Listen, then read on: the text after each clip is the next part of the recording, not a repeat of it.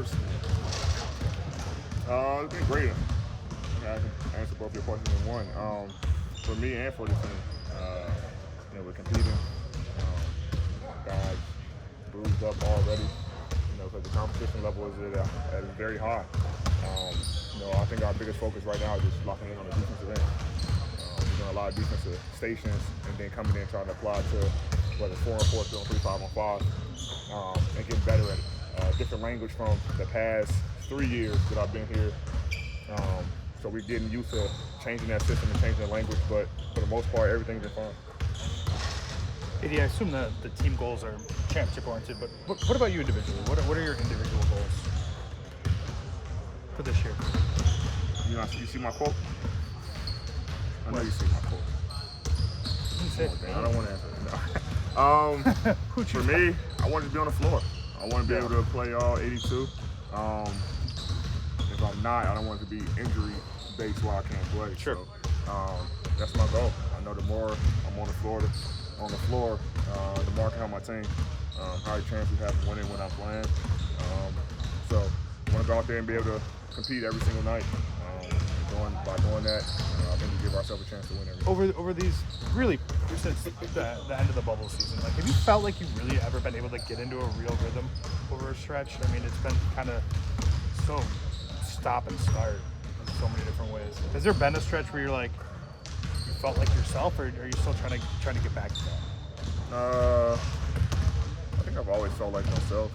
I think, the last 2 seasons when you're injured, it's hard to just get into rhythm. Mm-hmm. So you come in for a couple weeks, 3 weeks, then you're out again for 6. So it's like, it's hard to establish a rhythm for me personally, but I think that's probably the only thing. I always felt like myself, always confident, always ready to go and play.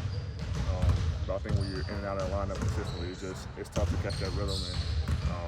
And you can get better in practice, but game rhythm is totally different.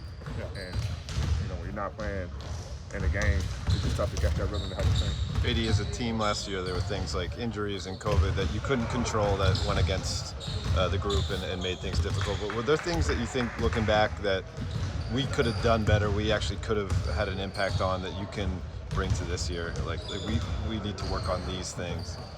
Defensively, I think in every defensive category, we were bottom half, like 22 or lower. And that's something we can control every night.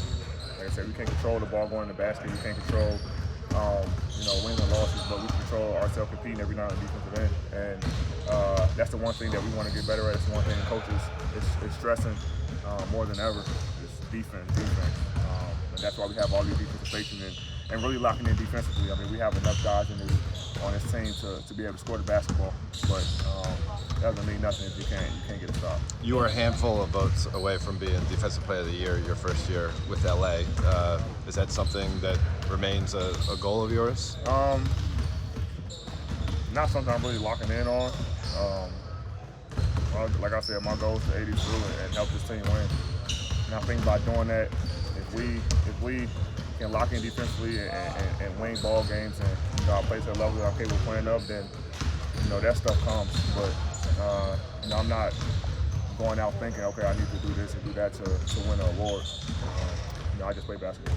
Just how hard you worked this summer. Is there anything in particular that you really locked in on? Not really. I was really just rehabbing, recovering, and getting ready for the season. On court is working on everything. Off court, as far as the weight room conditions, is trying to let my body heal from the past 2 seasons and recovering from that standpoint and making sure I'm fully healthy to go this year. Thank you for watching ESPN on YouTube. For live streaming sports and premium content, subscribe to ESPN+.